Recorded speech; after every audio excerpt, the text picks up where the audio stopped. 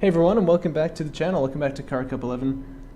We got a match here now from the round 2 of the qualifier between Shrike and Maze. So we got Maze here, right, playing as the Coalition in blue, and Shrike is no. But honestly, I always mix these two people up, so it's gonna be a little weird to have a match with them together. I'm trying to decide if I respond to a text while recording. No, I won't do it.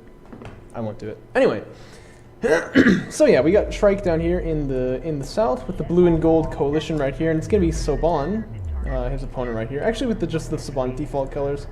Lame, you can do better. No, but gonna be Maze, and this will be a fun match. I think because it's a match where both players pretty evenly matched here. But if I had to give the edge to someone, I'd probably give it to Maze.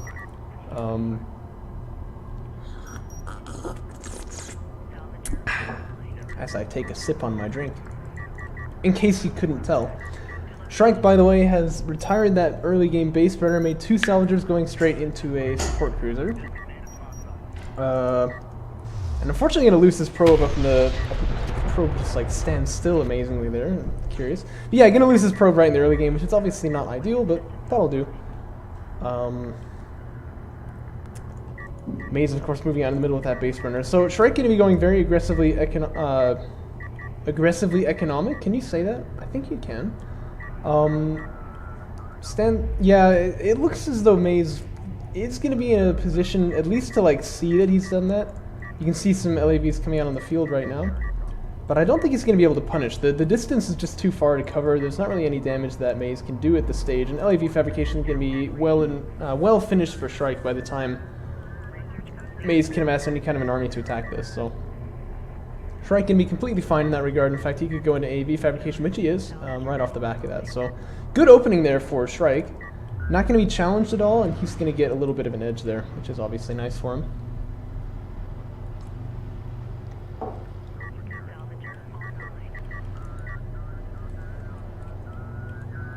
Trying to get some like cinematic footage. Oh, dang. So you can't pan the camera at the same time that you rotate it, which is unfortunate, because I could do like some sick flybys, I'm sure you can imagine. Anyway, that's not so important, is it? AV fabrication actually coming out for both players, although obviously for Shrike it's going to be a little bit faster. He did start that earlier. And Maze fanning out his LAVs very nicely, look at this. Getting some excellent vision right here. There's like a small hole there, but I mean, what do you expect to get through that? So he can see everything if you look at the boundaries of the map there. He knows exactly what's on the field for his opponent here. This guy here falling in, I'd actually like to see him just stay out there. Actually, it looks like he's grouping up his units now. And okay, that's probably because his probe is scouted. Okay, there's a support cruiser right here. And I was saying I don't think Maze is going to be able to punish this at all, but now there's actually quite a lot of LAVs on the field. Oh, wow. That's a lot of LAVs. I didn't realize that. There is an AAV already done, though, for Shrike. One AAV does not a support cruiser save, but if Shrike realizes he's getting pushed, which he should realize any minute now, once he sees that there's, you know, several of these LAVs here, he should just make another AAV. Uh-oh. I think that's got to be the choice right here. AAV does smoke the support cruiser, is exactly what you want, but you want that smoke to keep coming. So I think you want to be making more AAVs. There you go. He's gonna make it. I think he's got time. I don't think he'll be in trouble. And actually, it looks like Maze is gonna choose to fall back off of this. Maybe not. Actually, I'm not totally sure. Looks like he's not exactly sure what he wants to do.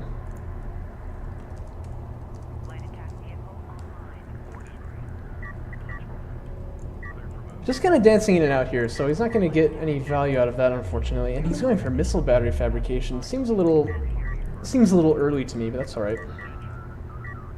I mean, that's all right. No, it's not all right. Actually, this is definitely not good. He may have seen the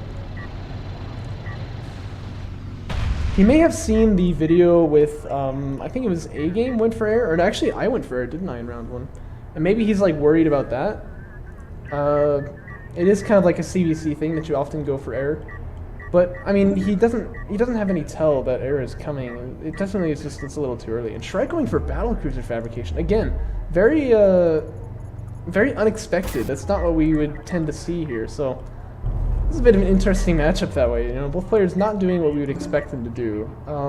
Heavy vehicles armor hasn't been researched now for Shrike, so this AV could actually die to the LAVs right here, but it would take some losses out on the other side. I'm sorry if you keep hearing that notification noise. I don't actually know how to turn it off. I'm a pleb.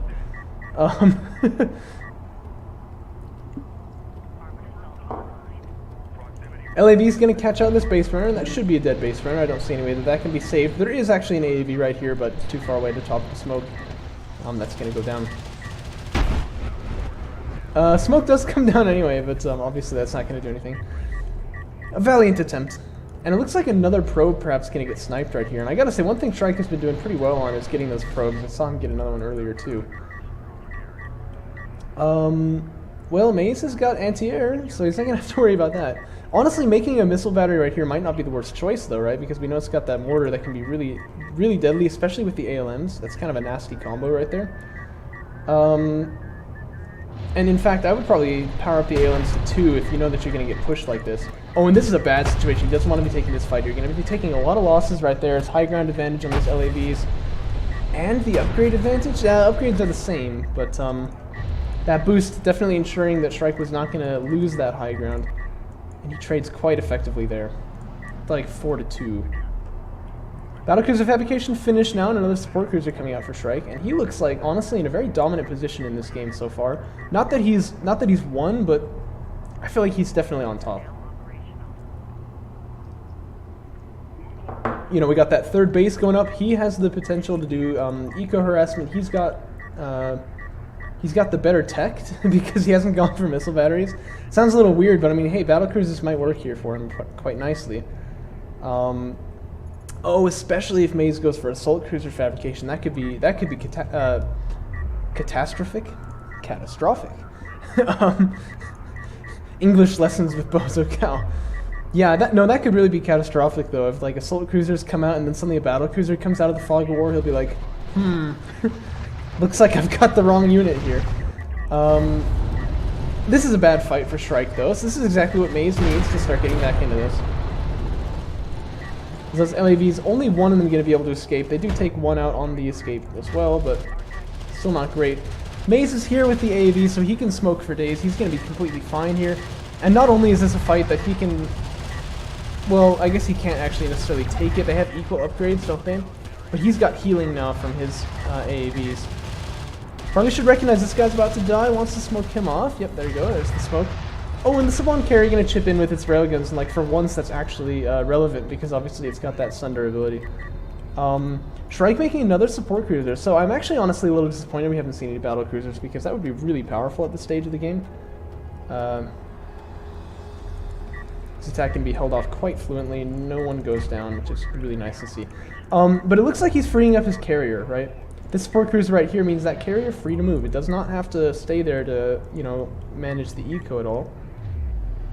And so what I would do if I were him then is move the carrier up close and make battle cruisers on the way. You haven't seen any rail tech, you don't have any signs that that's coming.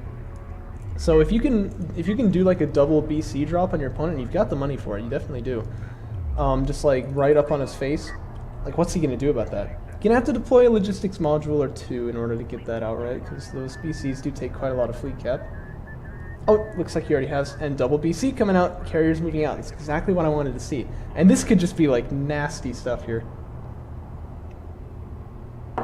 One thing he wants to make sure is that he can close the net on the other side, although I guess he doesn't really have the units for it, does he?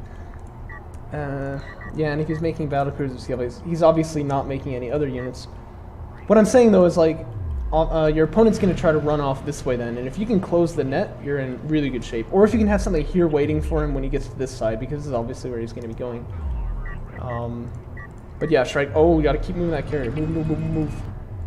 Move out, bruv.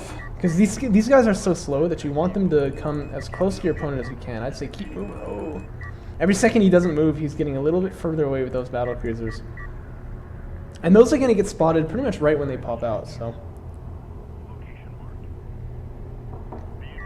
This is exciting though. I really want this to work just because it almost never does. But when it does, it seems like some of the most classic DOK plays. I remember one of my favorite moments was when I saw Discara do something like this against A-Game. In one of the finals, I think, of the Artifact Cup, And it was on this map too, but I think he had his carrier right here or something. And he popped out 3 battlecruisers at the same time. One came over here, one came through there, one came through there, and it was just like, oh yeah, well that's game. I mean, A-Game just had to resign immediately. There's nothing he could do about it. It was this epic moment. Okay, look at the spread now on Shrike's BCs. I like that actually. I like that quite a lot. Because only one of them is going to be enough to deal with everything that's back home right now. Unfortunately, he does lose all of the LAVs. He did that to take out a base runner, which I don't think was necessarily worth it. But yeah. So he doesn't have the LAVs, which is unfortunate. You're going to want that in this attack here. And he's getting attacked over back at home as well. He may lose quite a bit of eco from this, honestly. This would be even more effective if Maze had any heavy vehicles armor, but he doesn't have that. Oh, and Maze's starting to make railguns too, which is kind of the worst possible time for Shrike because he's already here with the BCs, you know what I mean? This is actually, this counterattack is starting to get a bit out of control here.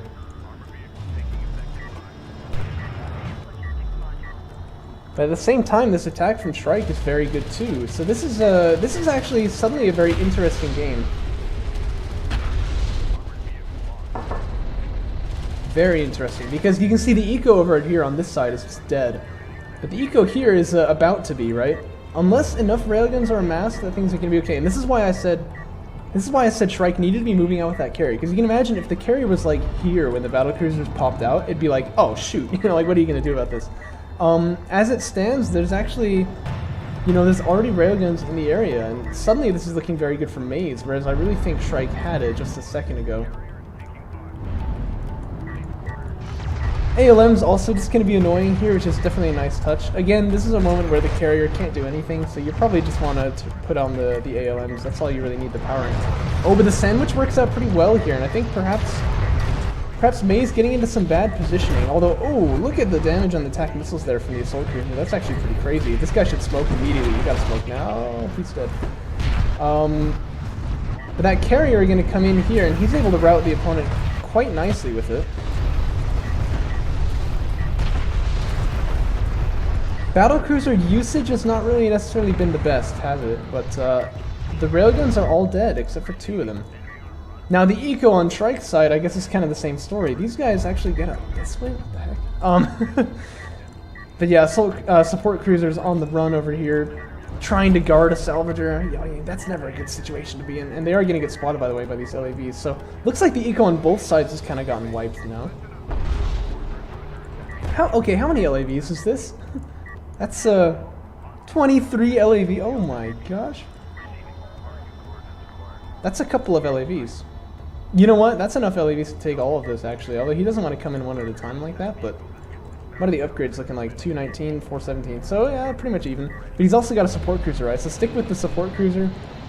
He's using the attack move command. I feel like we never actually used that in DOK, but anyway.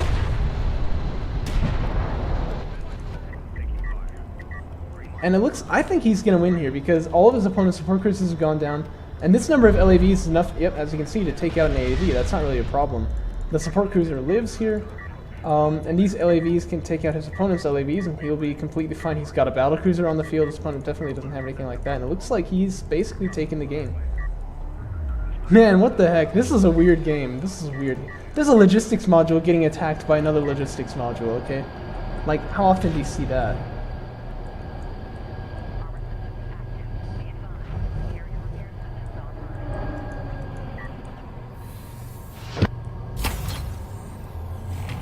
What are these sounds? Oh my gosh, I've never heard an ALM like this. Because like the sound it's supposed to make isn't playing. So it's playing all of the sounds except for like the firing noise.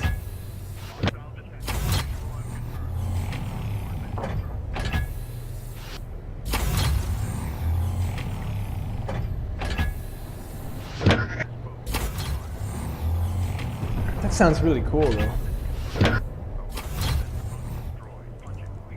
Anyway, sorry to get a little distracted there.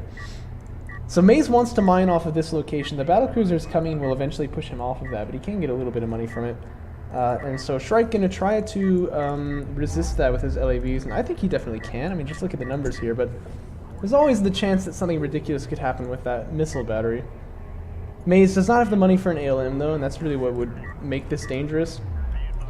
Is if like an ALM got deployed and the missile battery fired the thing on top of it. One salvager goes down right there, and then LAV is actually going to run off. It looks like they're a little scared of the carrier. It might have been the missile battery that they're really afraid of. But you can see this is a pretty nice sandwich going on right here. And the coalition carrier can be the third slice of bread. Do you need 3 slices of bread for a sandwich? I guess not. But you know, this is a special sandwich. So there's definitely no escape for these units right here. What do you think, Brandon? Do you need 3 slices of bread for a sandwich? No, I'm just talking to you. I mean, can you have a 3 breaded sandwich? No? Yeah, maybe not. Maybe it's not the best analogy, but you get the idea. Power Reserve 5 is also on the way, so you know what that means. Pretty soon we're going to have cruise missiles on the field too. I mean, this is definitely a finished game here. But, you know, you got to admire Maze's tenacity sticking in this one. Looks like the battlecruiser actually has found the base runner as well. It's going to go down pretty easily. Oh, and we've had another synchronization error. That's curious. I think that means the player resigned, but that's not normally what it says. But I imagine Maze probably just resigned right there when he saw how close the battlecruiser was, and he knew that was the end. What a curious game. What a curious game. That was not at all what I was expecting. But I kind of liked it. Well, I hope you liked it too, and I'll catch you in the next one.